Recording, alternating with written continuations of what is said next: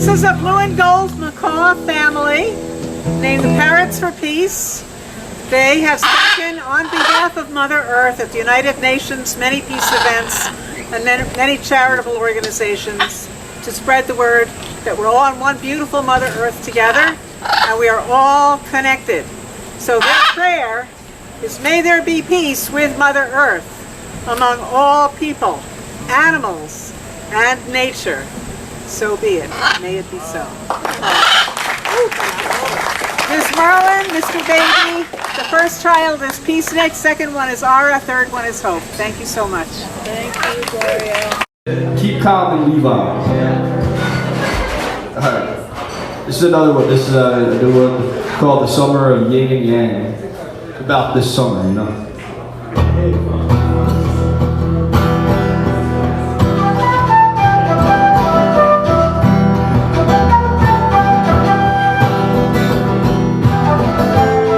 This way before, but I'm turning it around before I get out there again.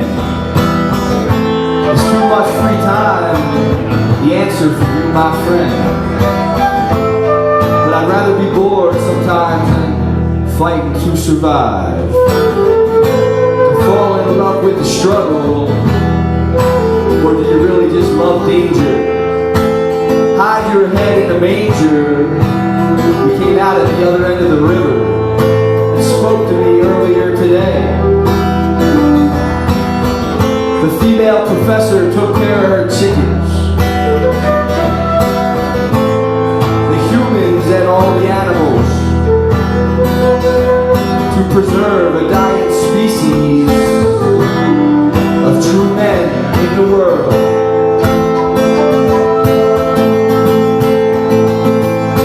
Summer of yin and yang, I went out with a bang, and you too can bloom and taste the joy of the loom.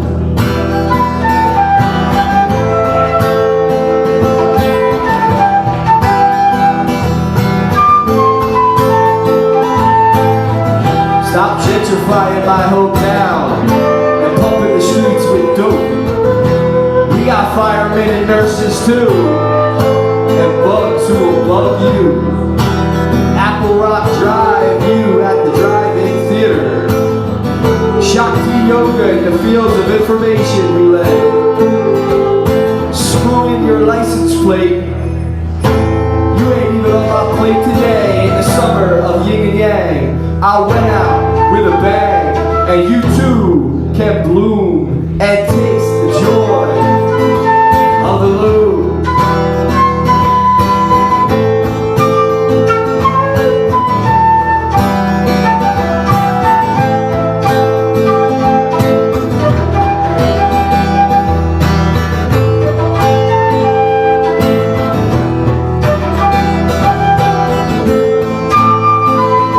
I've been out this way before, but I'm turning it around before I get out there again.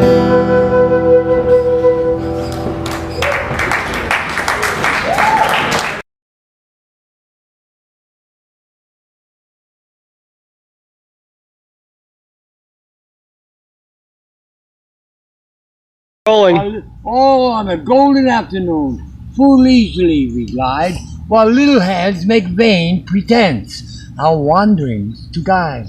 Alice, a childish story take, and with a gentle hand, place it where childhood's memories are twined, in memory's mystic band, like withered wreaths of pilgrims' flowers, plucked in a far-off land.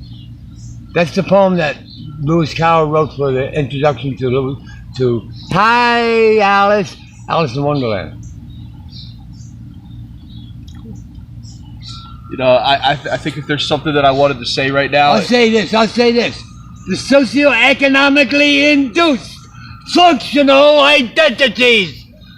Frankenstein, vampire, gasoline tank fellow, robot, dinosaurs. Know-it-all. Dudes and dainties. Dudes and dainties. You dumb. Wake up. Open your eyes. Listen. Listen, listen. Shut your traps and listen. Nature's talking to you. You don't even know it. That's how much you don't listen. Yeah, take an example from a little kid. In peace and quiet, wonderlust, and look at the eyes. Where's that little kid? You could be there too. Plant a pot seed. Discover patience and responsibility. Blah, blah, blah, blah. Blah, blah, blah, blah, blah, blah, blah, blah, blah, blah, blah, blah, blah, blah, blah. Indubitably. Nothing is something, and something is nothing. And that's it. And human potential is the seed of human life. But without cultivation, it doesn't flower. It doesn't flower. It's there, but it doesn't flower. Watch the hoka hey. Say what? Say hey. Oh, B, come sour. Let's get the Rasta power. Ja Rastafari. Remember Solomon, Bathsheba, their son Menelik? Well, a Jewish boy from a Jewish woman named Jesus has been with me before I saw any, thought any, wondered about anything. Was alive, at 7 months old, alive. Who was my first interview? A baby statue of the baby Jesus. And when I looked him in the eye, what did I see? A broken-hearted, sad old man. Oh yeah? What year was that? It was July 1944, Brooklyn! Believe that? And the wild birds are wooing with a low moaning sound down in the holler where the water runs cold. It was there I first listened to the lies that you told. Now I lie on my bed, I see your sweet face. The past I remember, time cannot erase. The letter was written in shame, and I know that your conscience still echoes my name. Now the nights are so long, and sorrow runs deep, and nothing is worse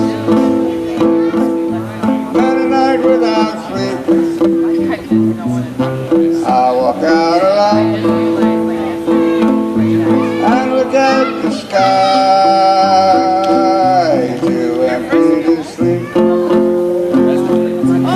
lonesome to cry. Yeah, because how old are you?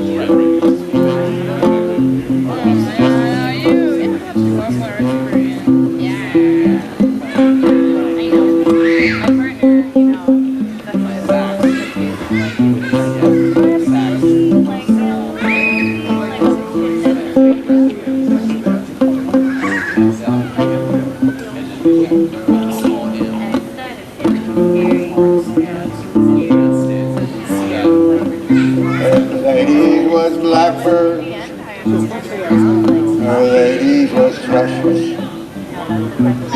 I'd lie there for hours in the chilly cold marshes. If the ladies were squirrels with the high bushy tails, I'd load up my shotgun with rocks and nails. I'd load up my shotgun with rock, salt, and nails. Thank you.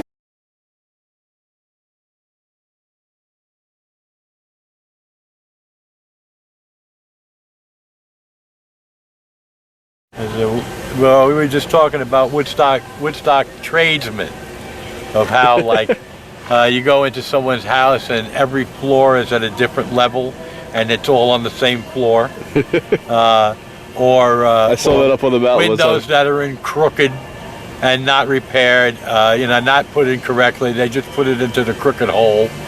And doorways that you know, if the doorway is collapsed on one side, now it's out of plumb and out of level, instead of putting a new doorway in, they just cut the door so that the door will open up and fit into the trapezoid that is now the doorway, not the rectangle.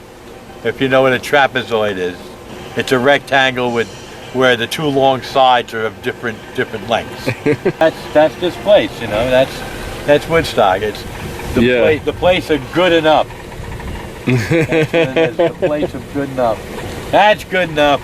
I like that. Yeah. I know. I've seen crazy stuff in here, like I am no mason. I've never done brickwork in my life. I've seen it done. I know people who do it. Okay, but I saw a guy in this town try and start a brick wall from the middle. Okay, and everybody knows what you do is you go and you start a corner and you get that level and plumb, and then you go to the other corner, you get that level and plumb, and then you fill in the bricks so that everything is level and plumb. You can't do that if you start in the middle.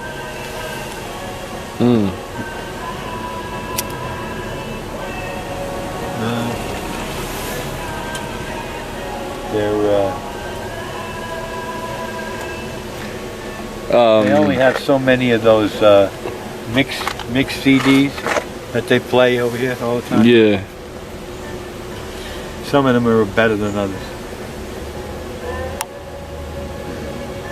I'm trying to think, but there was something I wanted to ask you. Now I forget. So the City Hall in the City Hall, Philadelphia Hall, is that where the Yeah, it's where the courthouse is and everything. yeah, and where the Rittenhouse Square.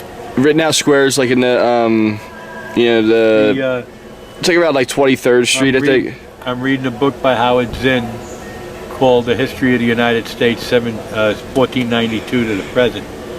And when I was in the colonial portion of the book, Rittenhouse was one of the guys who was very big in Philadelphia at the time. What, he's a person? He's a person, yeah. Wow. A rich person who was there between like the 1800s and into the 1900s, like, you know, Okay. like just before the Civil War up into the 1900s. It's nice to get out of the town sometimes because you can kind of see it differently when you're outside of it. Well, Philly, when they built that town, so they built it near a swamp. They don't fall on me, if they don't fall on me. No, I don't care if the drunks fall down, they can drink until they drown. I don't care if the drunks fall down, if they don't fall on me.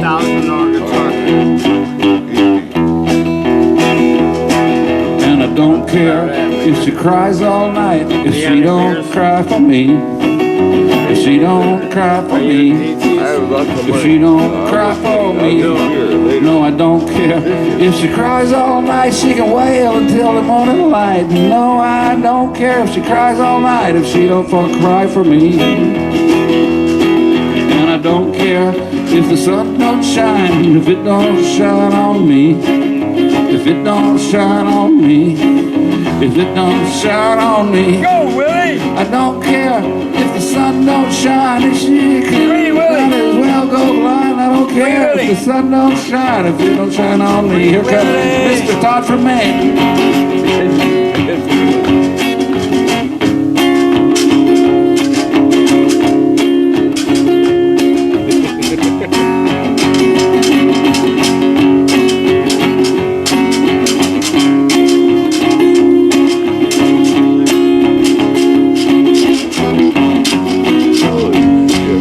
I don't care if the sun don't shine, if it don't shine on me. If it don't shine on me, if it don't shine on me. No, I don't care if she cries all night, and I don't care if she quails around. I don't care if the drunks fall down, if they don't fall on me. I don't care if the drunks fall down, if they don't fall on me.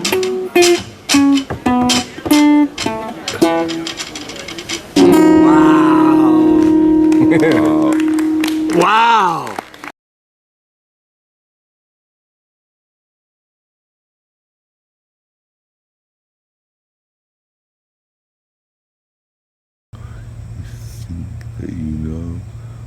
right here in Woodstock, Mrs. God of all is here.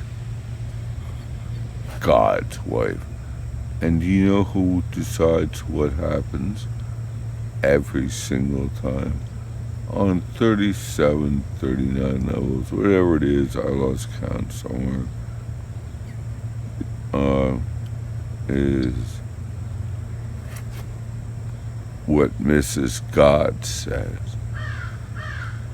In theory, I mean 99.9% of the time, what Mrs. God says happens. Stop to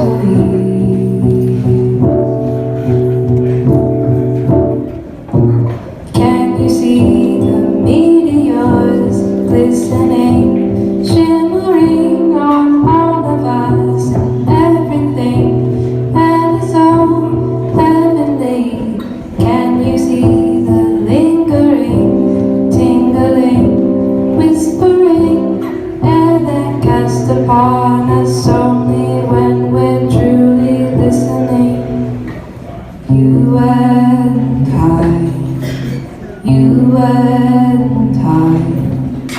aren't that much different, aren't that much different. You and I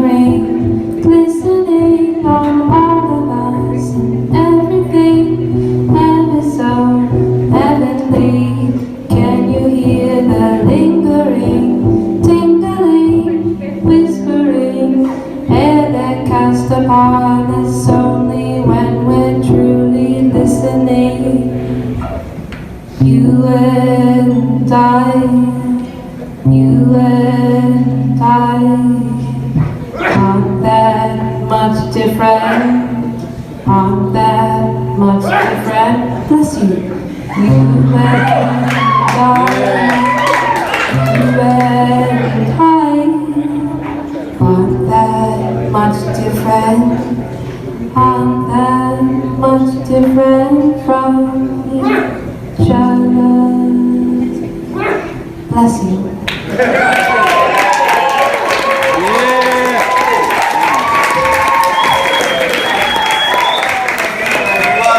I love that song so much. And now that you've added the bless you part, I love it even better, Galaexius.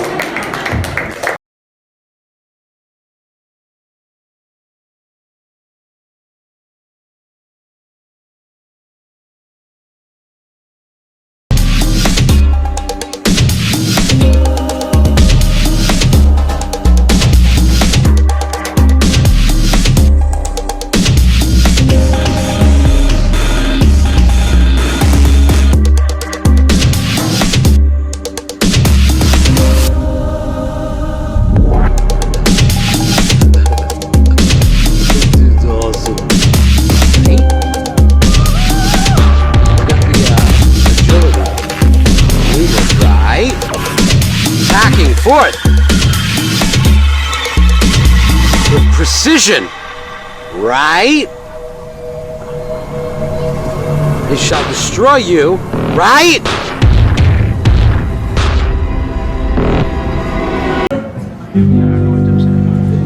It follows. Sparkle follows rain.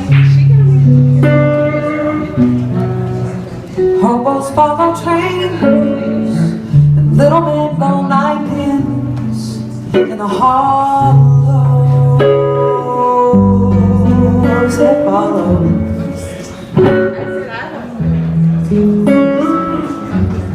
Bears follow money, bears follow honey, fingerlings flashing in the shallows, stars fall in the woods, rustle down the ancient roads, they break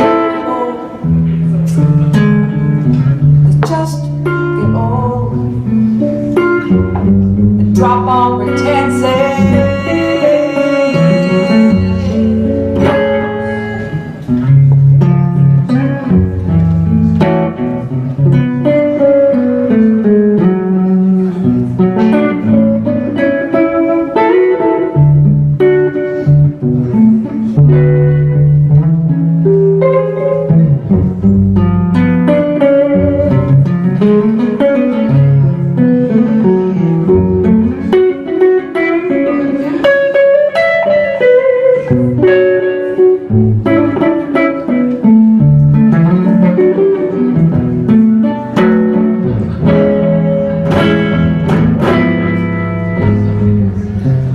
Stars fall in the woods, rustle down the ancient roads, they break old,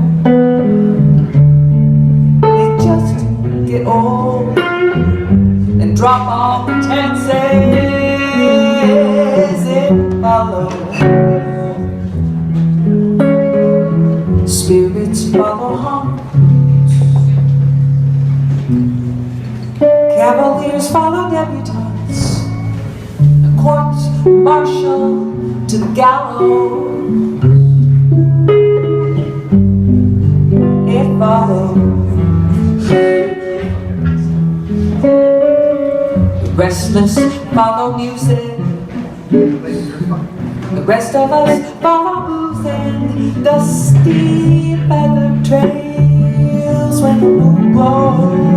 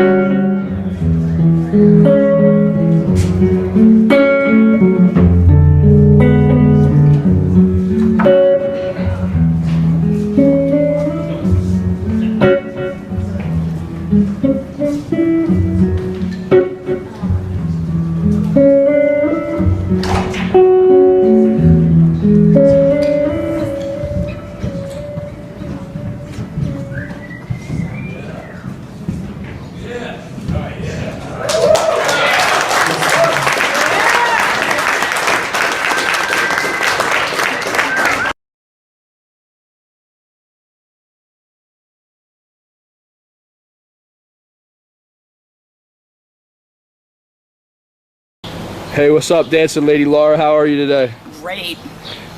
So we were just talking about Woodstock, and I figured I'd you know, put it down. So like, what do you want to say about Woodstock? Well, the conversation that Rick and I were just having was about how Woodstock's one of the most awesome anti-ageist places, where it's way more awesome to be a late bloomer.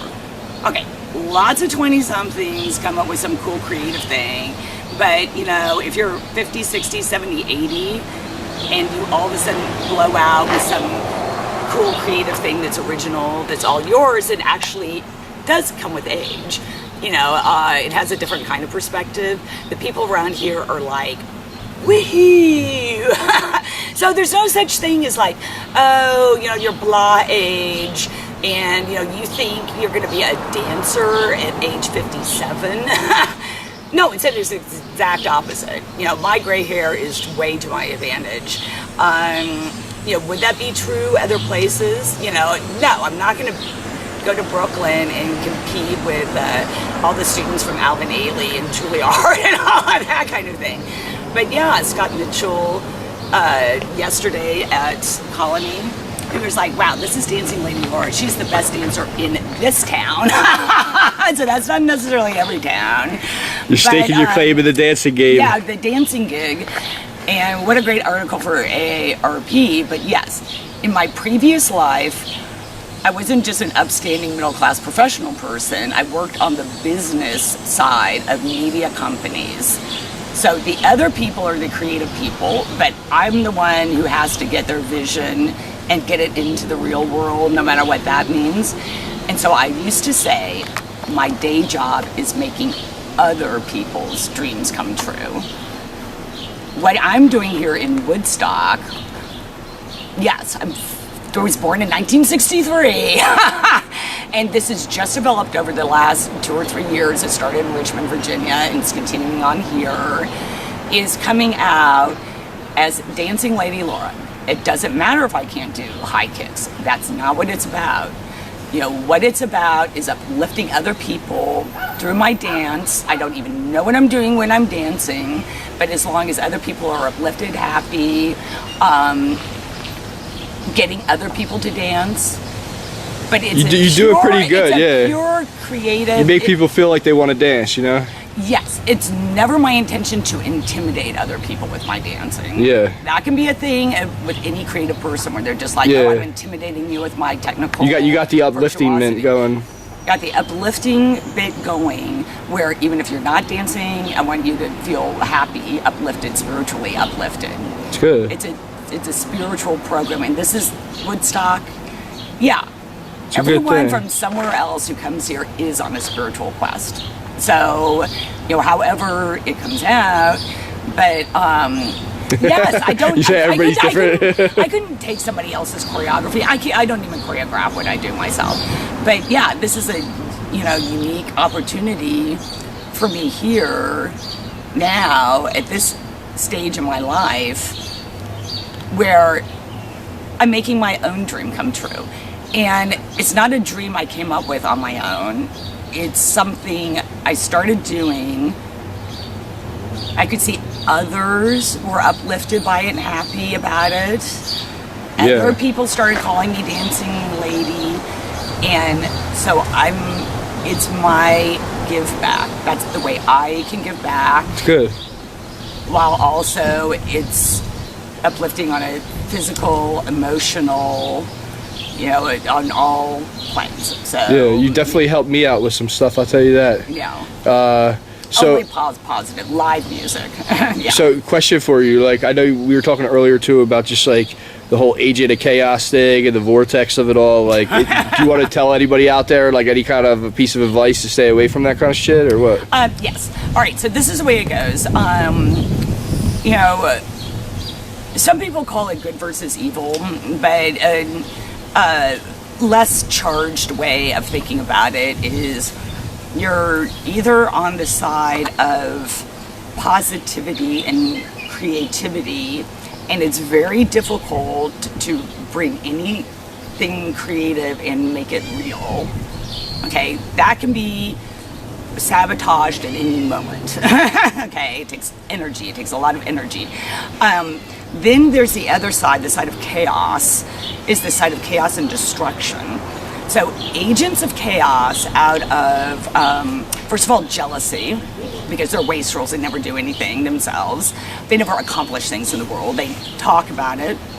Okay, that's called pipe dreams. You can waste and talk about all these great things you're going to do, but never doing it. And then also too, they're always seeking negative attention. So they get a cathartic experience out of destroying and sabotaging anything that somebody who's on this side is trying to accomplish. So the sabotage can take many forms. It's very insidious. Often these people, they don't think of themselves as bad at all, actually. It's very confusing. They often ask for help. They often, some of them would be horrified to look at themselves as being destructive. But yeah, the way you can tell an agent of chaos is you're trying to get something going, and then all these obstacles and chaos and trauma, drama, things get lost and destroyed that are necessary for you to do your vision.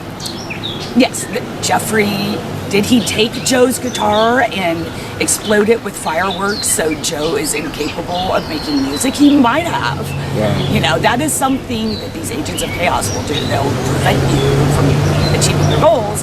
And so, there's no point in trying to talk sense to them. Will they turn around on their own? Who knows?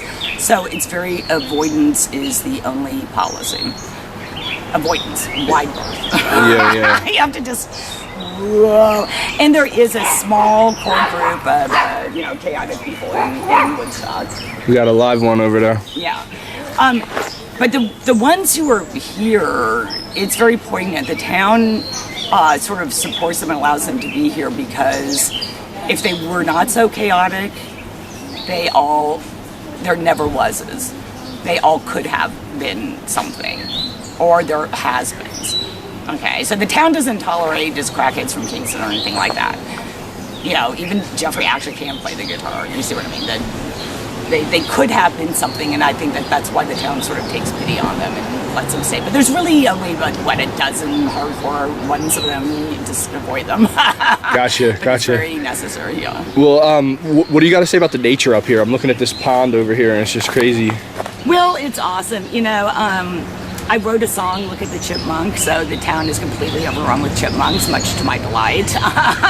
My friend Joe loves ravens. They're all over the place. The ravens and the eagles, the stream, the everything, the magical mountain. This has got to be one of the most beautiful towns as far as, a nature setting goes.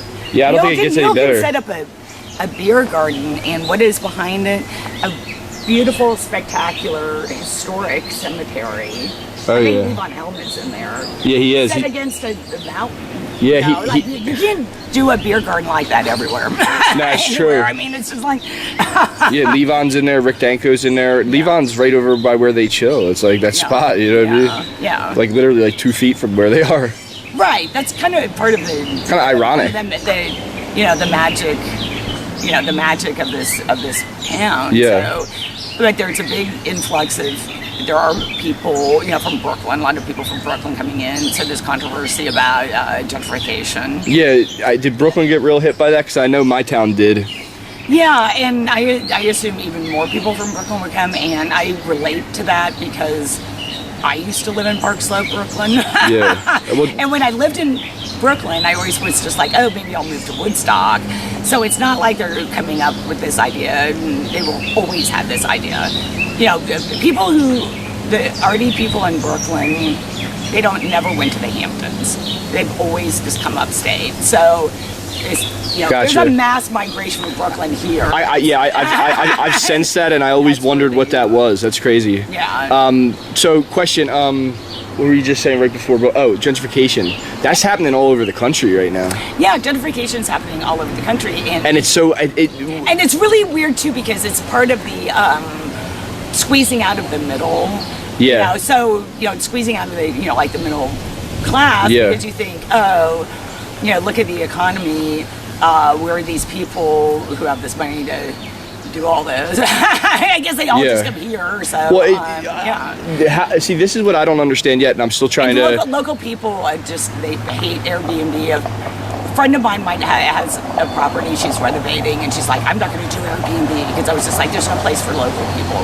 Well, question about the gentrification, like how does that tie in with what's going on with the government? Because there has to be some link. I know in my hometown you could see the link between the police and the gentrification, but I don't know where the politics come into all that and how it all works. Yeah, but see, that's not really a problem here, and I can go on record that the Woodstock Police Department is awesome. Detective Amoroso, you rock. They are actually very patient and kind with the people that they know are not, hardcore criminals are not allowed in this town. They get chased away instantly. So even when I was talking about the agents of chaos, they know that they're just like hapless drunks or take too much acid or whatever, and they are as patient and kind with them as they can be. But this is not the place where this is the place where the cops are cool. But I'm saying like inside the country, like what is it that connects all this gentrification? Like what is going on? Oh well, it's like the Gilded Age, because the system after World War II that created a huge middle class, right, has gotten squeezed out. So we're now back like with the robber barons, where they're the wealthy people and the not wealthy people, but the middle class instead of being like this big is getting littler like this. So people who previously had a lot of GI Bill, here's your free college education, instead of owing $70,000. You see what I mean? Like those kinds of support don't exist. It's crazy. So the people who work in those, they used to be able to afford places in town, but that's getting scarcer and scarcer. So they find a place outside of town and they have to commute in and blah blah, like that. So, okay, all right. But it's good and bad. When I say I lived in Brooklyn, I was only able to live in, like, say, the Slope, or I was in Hell's Kitchen in East Village after there was like a little bit of gentrification, because I can't deal with too much of a rough and tumble environment where there might be like a scary flop house or something around. But it's just that then there gets a point where it's too gentrified for me. And I think a lot of creative artistic people, there is this sort of sweet spot. Like, you don't want things to be too rough. Yeah. But you don't want to get priced out yet. And I think it's kind of hard to hold a place in that little sweet spot. Because the sweet spot. Well, the arty people come and they fix up properties. Right. And then the rich people buy them. That's the process of gentrification. Is always some arty people come in, clean up the neighborhood, and then the rich people aren't afraid of the arty people because they're not scary, and then they've tarred it up. I was just, he shall remain nameless, but I was just talking to somebody who was talking to the owner of it. It's like an abandoned gas station or something, but he's a sculptor and an architect, and he's just like, wow, I could go in there and, these rich people don't have any vision, but I could turn it into a cool artist studio and fix it up, this, that, and the other thing, and all of a sudden it would be worth $1 million. I know what you're saying, though, because the way things do flow, it usually does come along. Somebody comes along, does something nice, and somebody comes in and buys it. Well, I did that with a property that I bought an apartment in Park Slope that had been rented. It looked totally trashed out. This is what I was talking to this guy about, where the backyard was just cement. There was a mattress, empty liquor bottles, blah blah. I didn't see any of that. All I saw was that there was an old iron fence and a 100-year-old rose bush. So I had the whole thing ripped up and made it awesome, and then I sold it to somebody who wouldn't have seen that with their eyes. All they would see is the mattress and the liquor bottles, which can be removed. They didn't see the groovy 100-year-old rose bush. Yeah, I saw it. Yeah, right. I got you.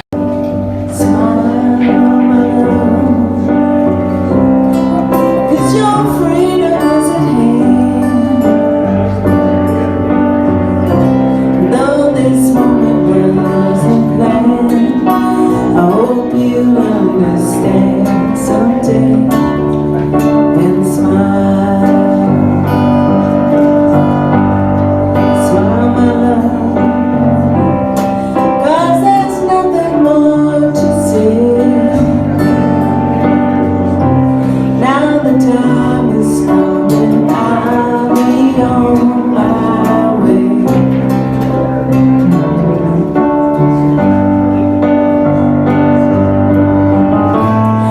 you know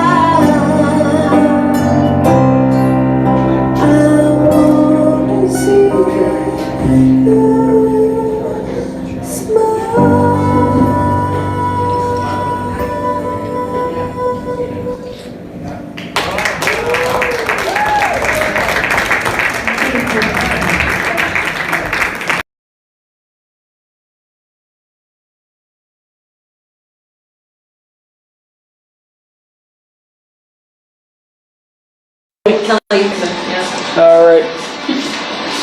Hey, this is Alan Fenstermaker here with Byrdcliffe TV. I'm here with Kelly Bickman. How you doing, Kelly? I'm great. You got some amazing artwork here. Do you mind talking about your work and all? Or? Sure, I'd be happy to. Okay. Now, like this piece, for example, like right here, what gave you the inspiration to do this? This piece is called Heart's Desire, and I've changed the name a couple of times. It's also called Inferno. And this is kind of a piece about a love affair and chaos and flames of passion, but we have Ganesh here, who's the remover of obstacles, and then over here we have the Buddha in a meditative stance, bringing enlightenment to interpersonal relationships. And I have a tendency to bring in pop culture icons into my work. Like if you look at these crazy little characters here, these are coming off Tootsie Pop wrappers. Okay. So I'm finding inspiration in a lot of different, all over the place. Yeah, yeah. Now, like, what gave you the inspiration to create art to begin with? The unstoppable need to pursue creation itself. Okay. Yeah, and love of the exploration of media. All right. How long have you been doing this for? Probably since I was born. Maybe in utero. Okay. I was probably sketching on the walls inside. Now, like, what about this piece you have right over here? Can we talk about this? Yeah, this piece is called Finding Bliss, and I painted this in South France after eating some chocolate that I bought in Amsterdam, which was very special. And it has a heart at the center, and then radiating out of the heart are these kind of tendrils that are showing the interconnectedness of everything. And I didn't have any canvas, so I went to IKEA and I bought a pair of curtains, and so this is painted on an IKEA curtain. Use what you gotta do, How about this piece right here? This piece is called The Garden of Eden, and it shows a couple in tantric embrace, inspired by Tibetan Buddhist art. It shows the snake, which is the serpent from the Garden of Eden, and over here it shows the tree of life, but instead of apples, I put hearts. And then on the bottom corner, it shows diamonds, which represents the diamond web of Indra, which is also representing the interconnectedness of everything. Okay, very cool. Now, do you have any favorite pieces at all that you did in here? I think this one here is my favorite, This is your favorite piece? This one, I was living in a Tibetan Buddhist nunnery in northern India, and I went to a cave to meditate at a lake called Sopema. And I was at the lake, and when I came out of this cave, I went back to my room and I painted this. And then one of the nuns came into my room and she said, "Oh, you've painted a portrait of Mahakala." And she said, this is an incarnation of the guru whose cave that I was meditating in, but I didn't know that. So it's like the portal opens and then the universe speaks to us through that. Okay. Yeah. Now, what was that like living in northern India? That was all kinds of amazing. It was terrifying and mind expanding. And going to a country like that really teaches you to be grateful for what you have here. Yeah, exactly. Now, like, what was it that brought you over there to begin with? I wanted to study Thangka painting. Okay. But they wouldn't let me into the school because I was a woman and they wanted a 12-year commitment. Okay. So I instead went to live in a nunnery that was close by where I wanted to study.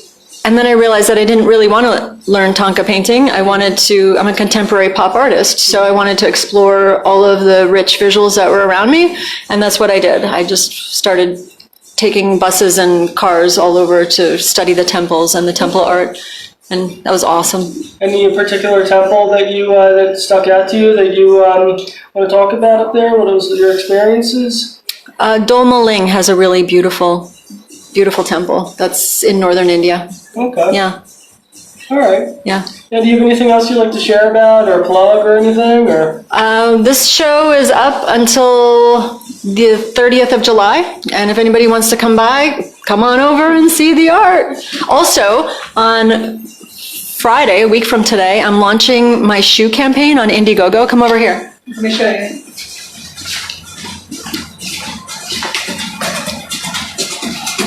I've been developing this line of shoes for over a year, and if you look, it's turned this way, the camera, and you see that's that painting on the shoe.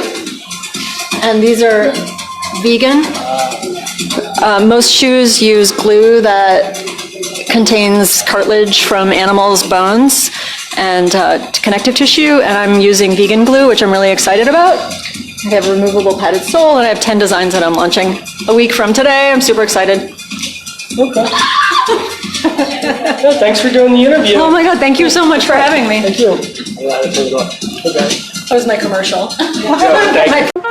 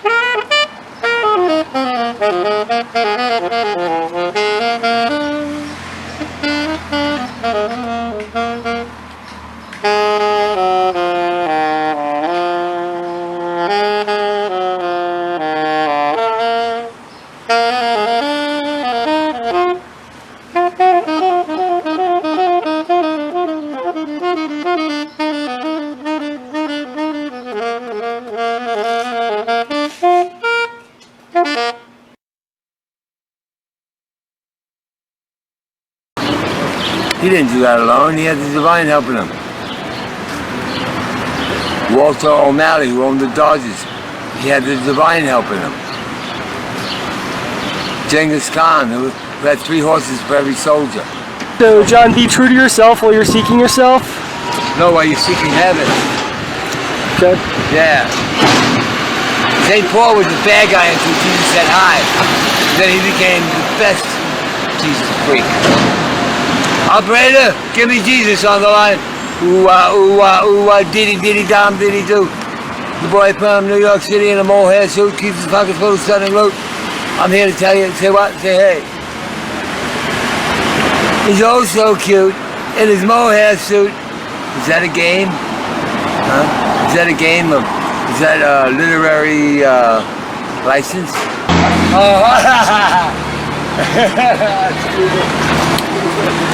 So you were in the Air Force then, or? Yeah, the Air Force was in me, still is. How's the Air Force in you? It's a trick of the divine. They call them UFOs, they're not. They're not UFOs. They're accoutrements of Jesus. Accoutrements, the soldier's equipment. New world order.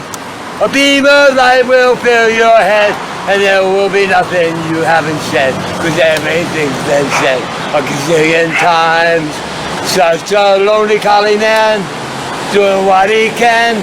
The whole world surrounds him. Cool. It was the 50s. That's really cool. Pee-wee Reese. Jackie Gleason. Jackie Robinson. I wasn't around then. Oh, go away. Really? Hey, it's all here. It's in my log. Get a think tank and, you know, download it. Hey, 1938.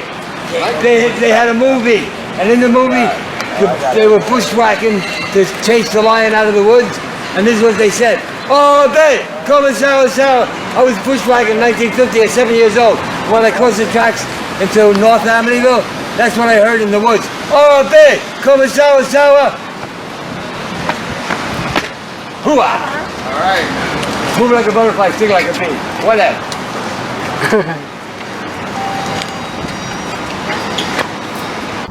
shipping it $100 a ship is going down over there right now. It's fucking damaged. But the wars are. Zambia people are coming left and right like this. Well, I don't know what. Spanish. French, Russian, Spanish. See, they got it in English. Bosnian, Croatian, Serbia. They actually go around with the This one. Jesus loves you.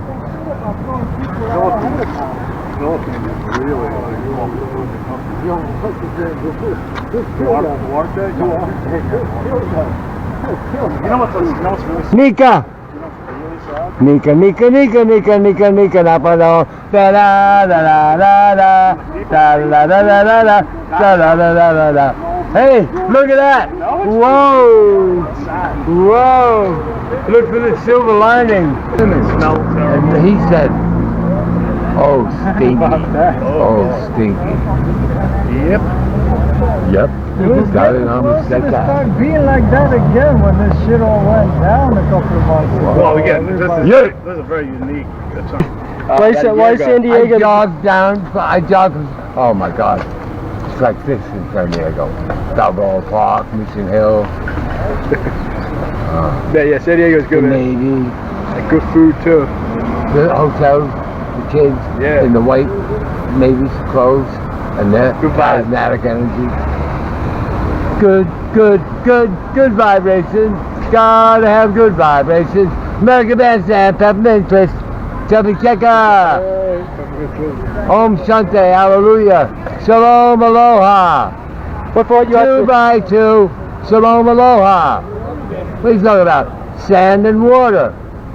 Shalom is sand, Aloha is water. Everything's in order. It's for you.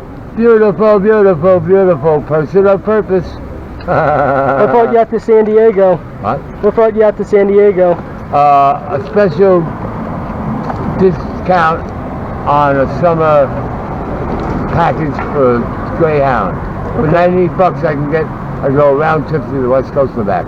Nice. So I did it. Cool. And they had an old cowboy hotel called San Diego Hotel. Okay. On the back street behind the main street. And it was owned by a lady from Istanbul. She liked to call it Constantinople. She was a little old lady who always wore a scarf. And every morning she came down and gave the boys sitting at the counter, the cowboys, the old cowboys that talk like old cowboys, lived like real cowboys when they were young. They were sitting there and I was with them. And what did they have for breakfast? Turkish red wine. Oh yeah, there's little tastes of that. And they all thank Mama. They call her Mama. In San Diego. That's why I like it. That's what I usually say. Home, home on the range, where the deer and the antelope play, and there is heard a discouraging word. And the skies are not cloudy all day. Tumbling, tumbling, tumble, tumbleweed. Lost in the path of it all. Conquering and feeling so small. What should we do after all? Just tumbling, tumbling, tumble like a tumbleweed. From this valley, they say you are leaving. That's why I'm up here. To take a message to Mary. No, that was Grandma. That was Grandma's friend. And they were saying, Jackie. You hear me? Jackie, like I was lost. I had to hurry up and find myself, didn't I? Who helped find me? When I saw the St. Francis. I'll be cool there. Imagination. Just imagine. Hey, hi. Yeah, my name is Cesar Jerez. I am indigenous from Salaseca community in Ecuador. So I am in Woodstock right now, and I doing my art. I weave like a traditional designs, also different designs from different perspective of my dreams or imaginations. But I learning to do the weaving in the traditional way. Actually, I have this teaching from my father, and also like in the community we are like a lot of weavers because we have like the teachings from our elders. passed for generation and generation. So this is one of the art, like a tapestry I doing right now, like this one's too here. Other particular one I have is this one. This one, you can see this one is very traditional designs for the sun festivals called Inti Raymi, and we do the celebration for every June for the solstice, for the Mother Earth, to like a meaningful way to the earth, say like a thank you for the food to bring us every day in our life. So this dancer is like a very colorful in the community. So we are dancing in 4 directions in colorful regalia, I can say, and also it's a message for like a peace and like a be together too. So yeah, this is one of the artists, and I have here, I can show you here in this room, and excuse me, yeah, this is just new designs I make, special like the garden, that one I did the first one like 20 years ago, and I just make this winter a new one, and it's called the garden. It's related with the plants from the community on different part of the world. So I really love that, because that design meaning a lot for me, because they opened to me to come this country 20 years ago. So this one opened to be invited to come into the museum to New York, to the Native American Museum in New York City. So this design, I went to the embassy in Ecuador to do the paperwork. So I was showing to what I doing. So one of the person was like working at the moment, loved my design. So that opened to me my heart, or the people's hearts, so to come in this way. Also like have a meaning for me, because I was working very young, and then I just come in with these ideas too to help my dad. And that's other meaningful for me, to express my young feelings, my young project, to doing that. So this one also like related for me, just I finished too in this winter. This is like a more like a Navajo or native design from here, from the north. But that also explaining like we are connecting in many ways. The shapes, the designs, or the geometric, most like connecting with everywhere in the world. Yeah. And last thing, maybe all the dream catchers you see, I learned to do in traditional way, and also the real feathers. Also this is like I just finished too this winter, a lot of those, to connecting like what is really real to meaningful the dream catcher, and connecting with the feathers, with experiences where I walking in the trails and around here and finding some feathers, really connected me, start to making the dream catchers again. So I love it, and it's so unique in other way, in traditional shape. So yeah, and then I just make also the drums. This one I just finished this winter. Actually I was very busy doing all the drums, and this is like the way you see this one. You see in the cross, the Prairie Trail, like at the north, south, east, west directions. It's like a teaching to like pry and hold in this way and then play the drum this way. So it's a lot meaningful in everything I do, and I love it to do a lot art, and pretty much I enjoy it. I think it's very meaningful for the soul, for the spirit, to be in peace and love and be in the ground. Awesome. Yeah. Actually, like my store name is Pachamama. I am located in Woodstock, New York, one of the nice town, and I invited to come and see my art and a lot of stuff or items from South America, Ecuador, or all Central America, made with really native people, and real art from different places from the world. And also like if you guys want to learn to weave in, make a drums or dream catcher, I am open to teach too. So you please come in to visit Pachamama in Woodstock, New York. Thank you.